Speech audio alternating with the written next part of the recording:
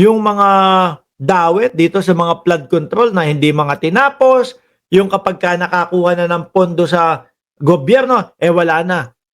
Tengga na yung mga trabaho. Sige nga, pakinggan nun natin itong balita na ito, mga boss. Oh. The flood control projects. Diskaya! No show. Nasaan na kaya sila? Ano po, yan pong Sara Diskaya, mga boss, chief amo sir, kung hindi niyo po kilala, yan po ang nakalaban ni Vico Soto sa pagka-mayor doon po sa lungsod ng Pasig, mga bossing. At medyo lampaso ni Vico Soto, mga kababayan. So ngayon, may mga press conference na ganyan, hindi inatina, no show, Diskaya, no show. Press conference daw ang Timothy. Buti, talo si Sara Diskaya. O, pakinggan nun natin. Unti-unti nang lumilitaw ang mga umano'y palpak na flood control projects na corner ng pamilya Diskaya. Pero sa gitna ng kinakaharap na issue, no-show ito sa itinakdang press conference kaninang umaga.